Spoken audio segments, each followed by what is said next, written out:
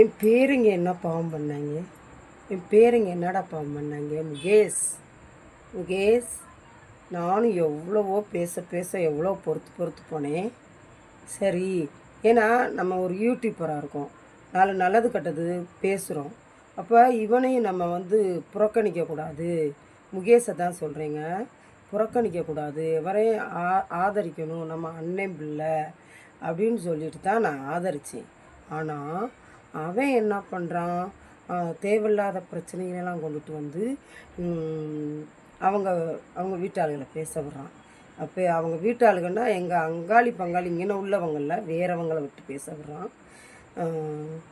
அதனால தம்பி, எதுக்குப்பா எனக்கு கெட்ட பேர்? நீ வரவேணா, உன் வேலையை நீ பார்ப்பா. இவ்வளோ நாள் எனக்கு உதவி பண்ண, எனக்கு முடியாத நேரத்தில் ஹாஸ்பிட்டலுக்கு கூட்டிகிட்டு போனேன், எல்லாம் பண்ணினேன். நானும் உனக்கு ஒரு உதவி பண்ணியிருப்பேன். அதனால் சாரிப்பா, இனிமேல் எங்கள் வீட்டுக்கு வர வேணாம், நீ உன் வேலையை பாரு. என் பேரங்களை பேசணுன்னு தான் எனக்கு ரொம்ப மனசே இதாகிருச்சு. நேற்று கருப்பசாமிகிட்ட போய் எப்படி கும்பிட்டு வந்தேன். எனக்கு யார் தீங்கு நினைக்கிறா? என்னைய வாழ்வாதாரத்தை கெடுக்கிறது யார்? அவங்கள என்னை விட்டு ஒதுக்கி விடு தெய்வமேன்னு நான் கும்பிட்டுட்டு வந்தேன். ஆனால் எனக்கு இன்றைக்கி தீர்ப்பு கொடுத்துட்டாரு. நேற்று தேனி வல்லநாடு கருப்பசாமி கோயிலுக்கு போனேன்ப்பா. எனக்கு தீர்ப்பு கொடுத்துட்டாரு. தம்பி, உன்னை கோவிக்கலை, உன்னை தப்பாக சொல்லலை, எதுவும் சொல்லலை. நீ பாட்டுக்கு வேலையை பார்ப்பா, நான் பாட்டுக்கு வேலையை பார்க்குறேன். பாவம்ப்பா என் பேரைங்க. அவங்களுக்கு நான் சோறு காய்ச்சி போடாமல் கொஞ்சம் எங்கள் வீட்டுக்குள்ளே 1000 சண்டை வந்தாலும் இந்தமாரி ஒரு பிரச்சனை வந்துச்சுன்னா எங்கள் பிள்ளைங்களாம் ரவுடித்தனமாக வராதுங்கப்பா சண்டை போட. எங்கள் பிள்ளைகளாம் ரவுடித்தனமாக வராதுங்க. நாங்கள் வீட்டுக்குள்ளேயே சண்டை போட்டுக்குருவோம். இந்த வீடு இருக்குது, எங்கள் அப்பா வீடு இருக்குது. அதனால் நான் உட்காந்துட்டேன். அவங்க பாட்டுக்கு அவங்க பட்டினியும் பசியிலையும் தன்னால் கடந்து அவங்க பொசுங்கிக்கிட்டு இருக்காங்க.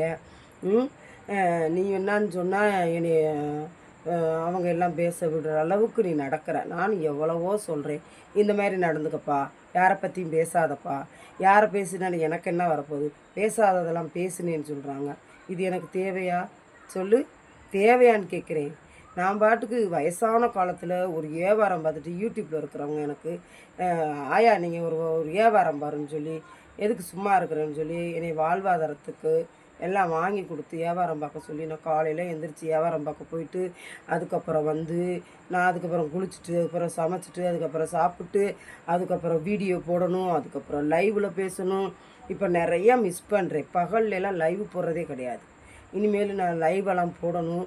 இப்படி நிறையா வேலை இருக்குது. திடீர்னு என் பேரங்களை பார்க்கணுன்னா நான் ஓடணும். இது வேலையாக நீ அந்த ஆஃபீஸுக்கு இந்த ஆஃபீஸுக்கு அங்கங்கன்னு அலைய கூட்டிகிட்டு போயிட்டு தேவையில்லாமல் கெட்ட பேரை